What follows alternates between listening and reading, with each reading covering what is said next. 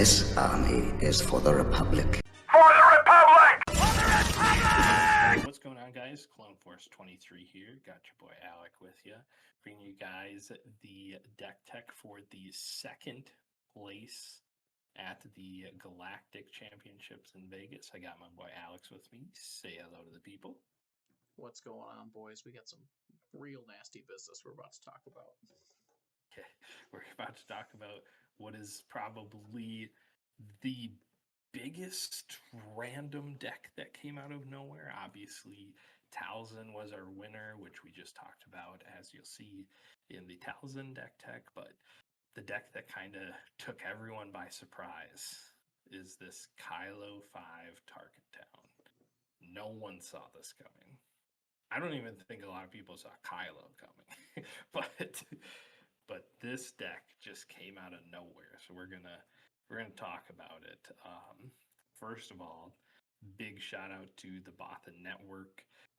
I know this was the deck that their team came out of nowhere with. I think there was like 15 to 20 Bothan Network players on this list at Galactics, and yeah, they did exactly what a competitive team should do. They came with a deck that no one was expecting, that destroyed the meta. Like crazy combos in this deck.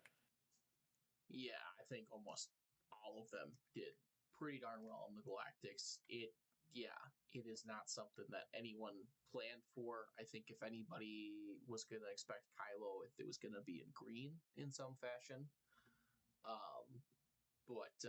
Yeah, this just got some crazy synergy.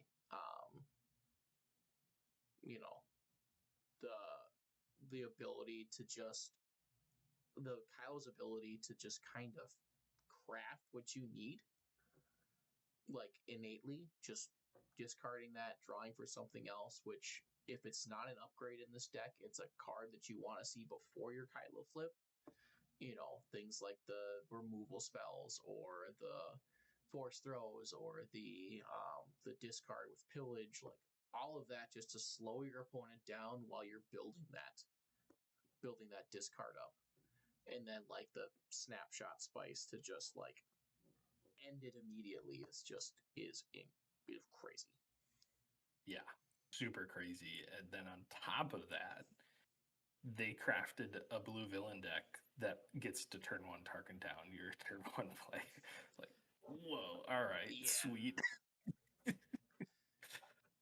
Got the boy Bill Burr out of nowhere. That was pretty much only played in one deck, which is set to Kylo, which is not a popular deck by any means. Mm-hmm. And all of a sudden is now, in what is most likely the second most popular deck at the moment. Yeah, Migs was a crazy standout. Like, going against this deck, that card coming out first, it is not a great thing to see, because it's just going to be a brutal time for you.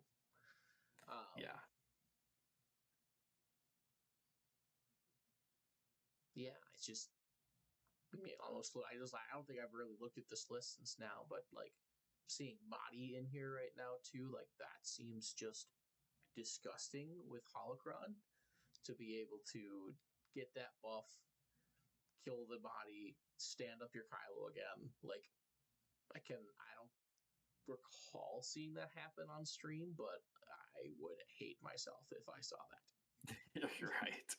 Yeah, you look at this list and you're just like, how?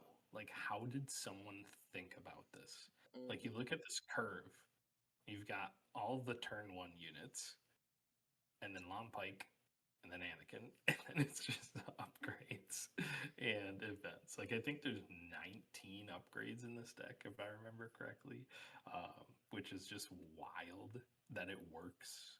But to your point, the filtering ability, and the odds are, if you're not drawing an upgrade that you want, you're drawing a card to level out the field until the flip turn.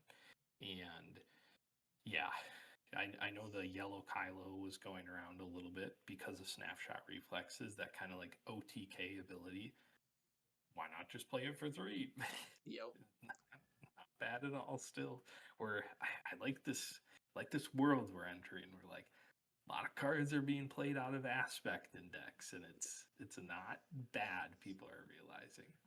Yeah, like big shout out to folks that are getting real creative with that. Like I want to go back and look at like all of the like low cost cards that like might have an impact now because of this. Because it's like, oh yeah, you know, my leader can just smack you for 15 and call it a day. And it's like, oh well, I have to claim because the other 15 is gonna come and I'm dead. I'm dead. Yeah. um, yeah, you know, it's yeah, just an insane amount of upgrades. The other thing that this deck can do is it can just suit up their turn one units with these upgrades and just punch for a bunch, and you have to deal with it. And then it's like, oh well, now it's there for the Kylo flip. Like it's pretty nuts. Like when you like, it's a pretty good sign that this deck is good when you have to assign a sideboard card specifically for one leader. Like that's, Yeah, and I think that's a big thing to talk about. Maybe the downfall of Kylo, the boy, is yes, what is probably the most direct like yeah. side deck hate card ever in this game, and that is the aggravated parliamentarian, which is like also a card that was never ever played. I believe it was actually in quite a few people's side decks going into Galactics. Um, but now it's like, I know every list that we've like theory crafted pretty much after Galactics, we're like, well, it needs two of those in the side deck. Like Yeah. every deck does. You just have to see it, and you have to play with the hate in your heart with that. It's like it doesn't matter once 7 cut. Like I need to take initiative going into 7, and I need you to put that all back in your deck. Yeah. You have already boys on 6 resources. You claim 100%. If you are not winning that turn, you're claiming. Plain and simple. You lay out unless you can play them that turn. But this card needs to be the first card played on 7 resources. Yeah, I mean, who'd have thunk a separatist 2 for 2 would take care of this, but here we are. Yeah. Yeah, it's just it's got all the right. It's got all the right synergies. You get to play Force Throw and Force Lightning in this deck right now too, which is like 2 of the cards that seems good. Yeah. Like constructed lightsaber feels like the best in villainy with that raid 2. So like you know can suit up a Karis and you're punching for 6. It's like, okay, it's your base for 6 on turn 2. Now I have to deal with this. It's a 4/6. Yeah. The lines that this deck has against certain matchups are kind of insane. Like, okay, you look at the deck and go, is it probably weak to aggro? Well, not if they lay Migs Mayfield turn 1, filter for a Fallen Lightsaber, target down your turn 1 play, and then put Fallen Lightsaber on Migs the next turn. Yep. Sabine do against that game 1. Yeah, it's got a way of just removing that momentum, and then it's playing the heroic resolve upgrade so it can continue its synergy and turn on Anakin for any of that late game crazy. Because like imagine like you're doing, again, this is the lines that this deck has. It's like it's playing all of that. Like they suit up an early unit, then they put out like a Lom Pike or something, and then they put out an Anakin, and then they debuff 2 things. Now you're dealing with Anakin, but now Kylo's flipping. Like it is just right. like it's got that same feel a little bit like we talked about with Talzin, where it's like you get through the first couple plays, it's gonna start dropping bombs, and one of the bombs is the leader, which is just nuts. Yeah, the biggest bomb. Exactly. You get chunked for 18 to your base, and you're like, oh, all right. Can't let that happen again. And it's got Sentinel too, so if you were racing, the race is over. Right. Yeah. So it's it's cool. not have always ever or even ever been a fan of Blue Villain, but I do quite like this deck, and I like how it plays, and I like that it's different, than your typical Blue Villain. Obviously, it's got the cards in there, that we all hate, the powers, the throws, the lightnings, but it's got a bunch of cards that we're like never played before, and I like that a lot. Yeah, again, doesn't play like, what Red Blue Villainy was, like, all events and boring times. Like, this was like it was a pretty entertaining games to watch too. So Yeah. it's interactive gameplay, so I give some respect to that. Yeah, for sure. Yeah, also a huge shout out to Ian Klein, Lego Pizza. Played him before at the regionals in Minnesota. A heck of a player, and he obviously had a heck of a run at Galactics. I was rooting for him for USA to take home the Galactics in Vegas, but yeah, it was a super super amazing final to watch. It was exactly what I would expect of the conclusion of competitive for season 0 for Star Wars Unlimited. Yeah, so again, another deck that you probably will see going into this next round of competitive play. Now it's kind of showing off. Again, 2 parliamentarians on the side is probably just a must.